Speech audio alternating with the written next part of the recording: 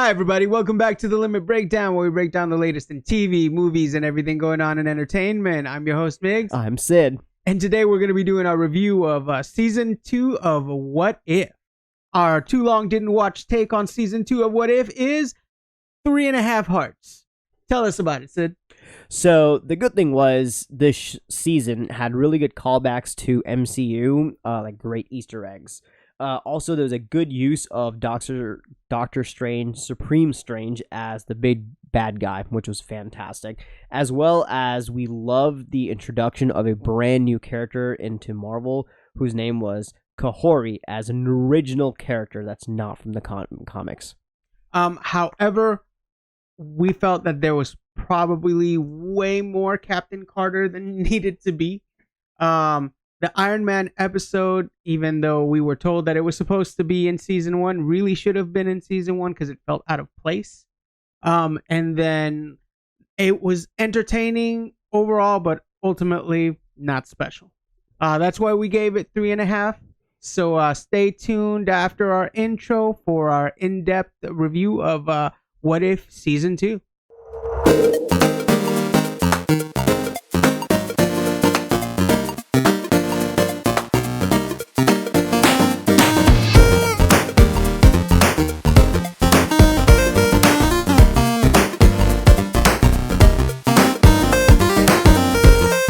Hi, everybody. Welcome back. And it's a new year. We're in 2024, and this is our first review. So kick us off, Sid. What did you think of Season 2 of What If?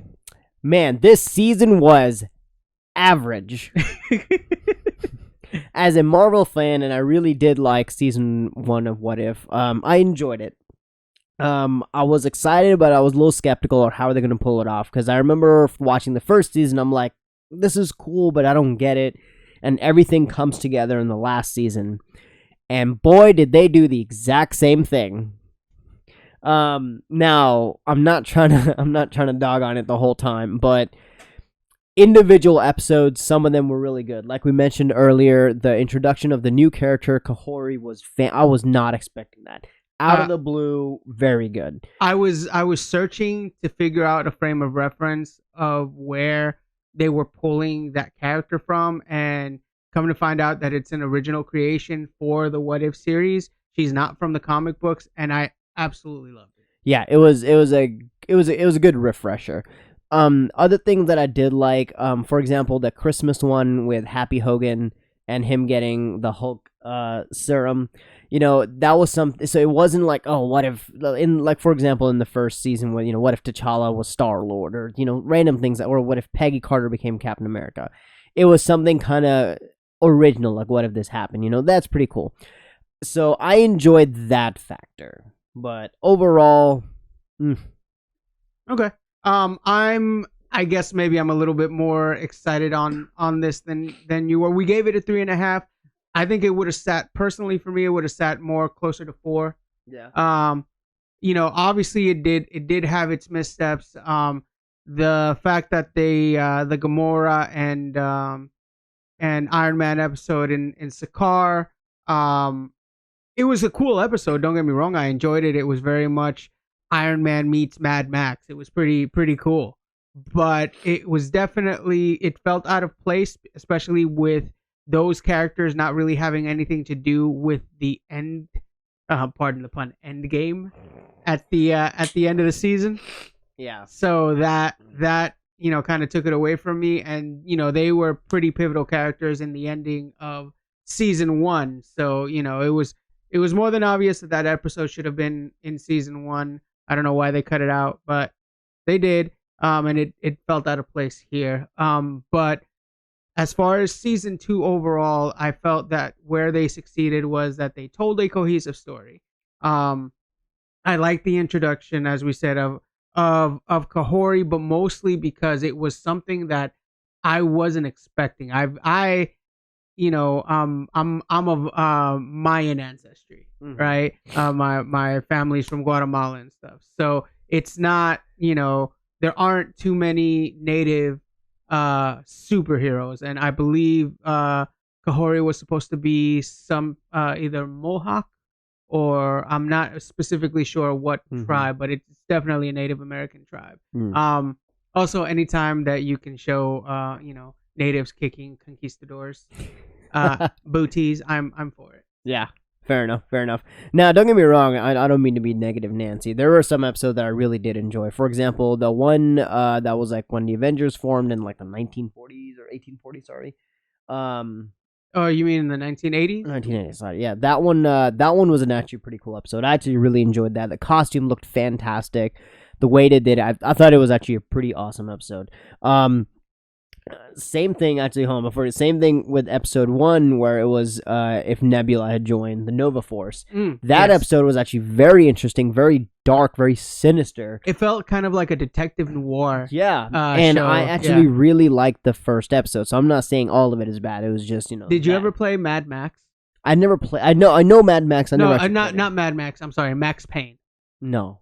Okay, Max Payne was this video game from like the early 2000s, but it had this like dark, dreary, like detective noir film where it's like I'm smoking a cigarette and I'm just gonna be staring at here, and I'm just a man trying to solve a mystery, and it gave me that kind of vibe. Like Fair. all she needed to do was light up a cigarette and stare at the screen while it was raining behind her.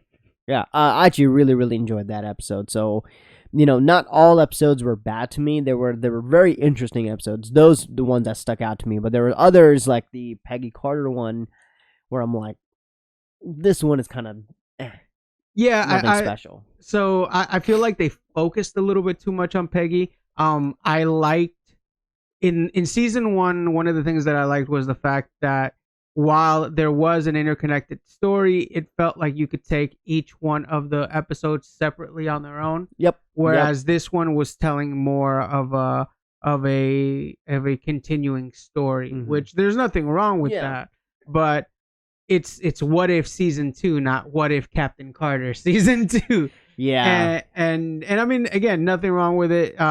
She's obviously been a standout for the MCU. She was featured in Multiverse of Madness, and there's rumor that they might be doing a project with her in live action. And so, more power to her. But I felt that like the focus was a little bit too much on her character, and I feel like they're more interesting characters. Yeah, fair enough.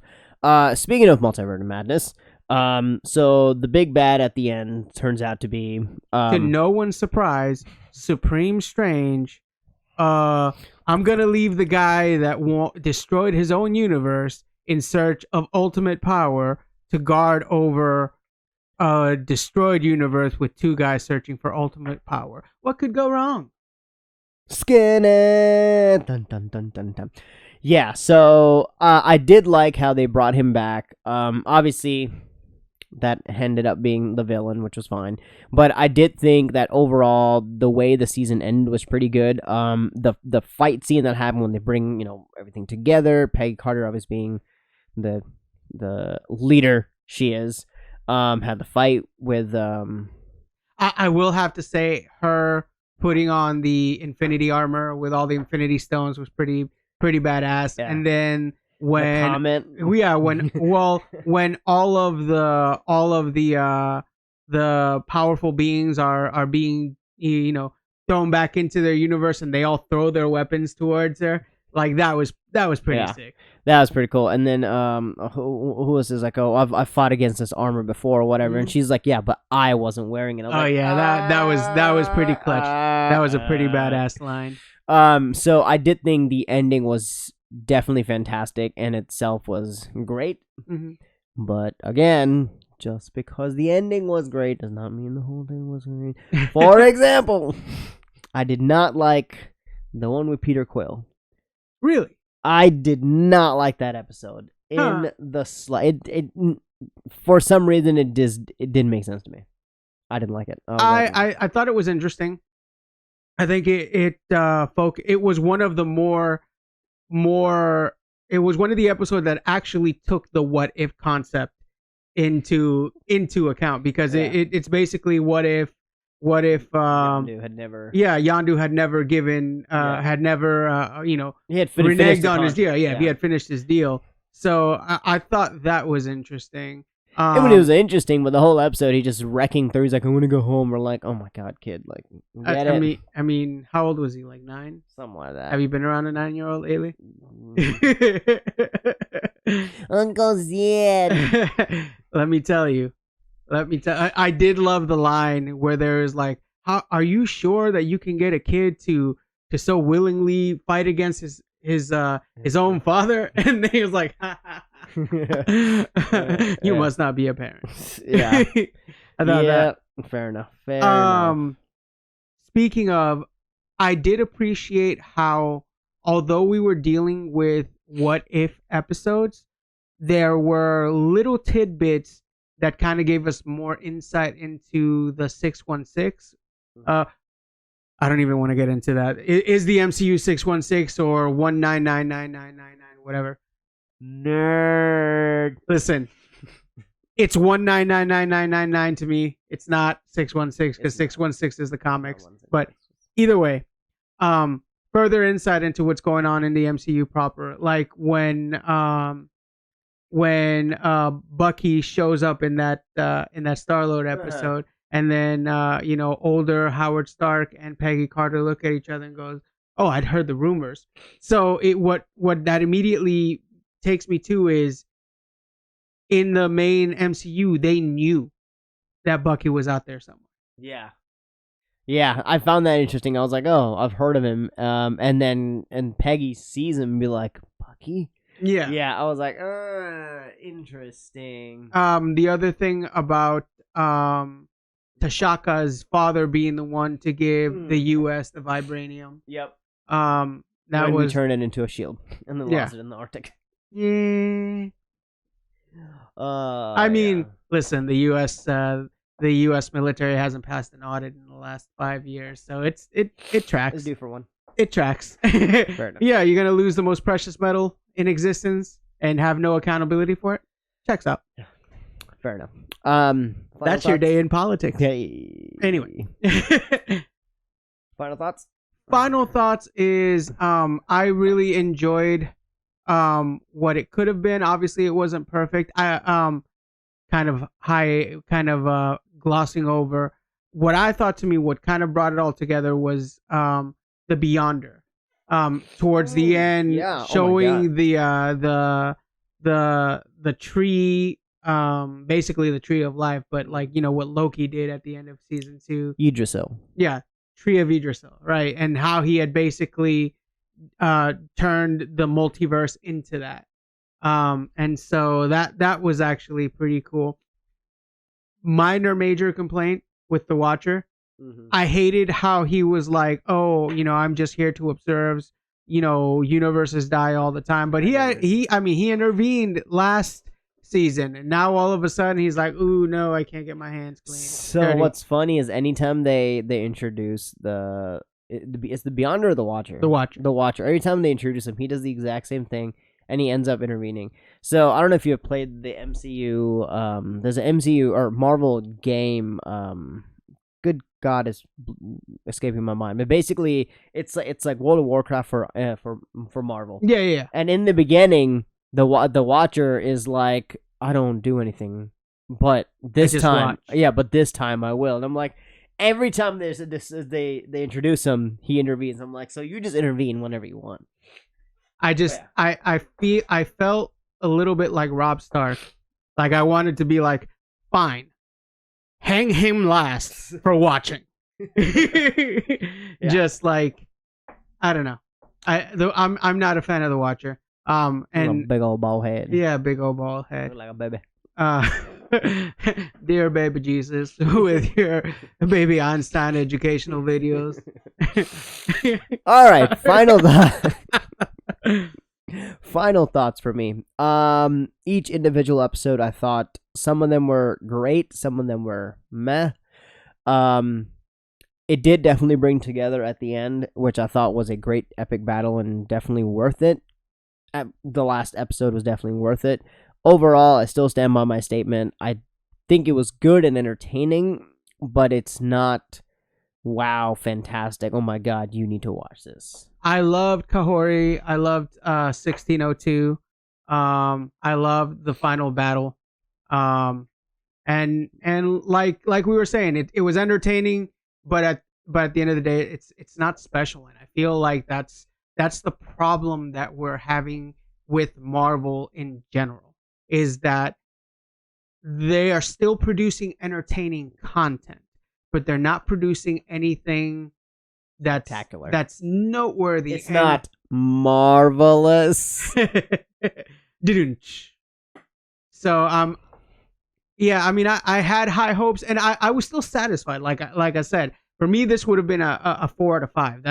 I feel like that's a pretty solid score. But once again, and I've said this before, Marvel is very much a victim of their own success, and they have. There's a reason why we've been, Marvel has become the juggernaut that it has become on the back of their MCU, is because we got accustomed to having Greatness. stories that made you feel something, and I think that's missing. yeah, that's probably what's missing when you have.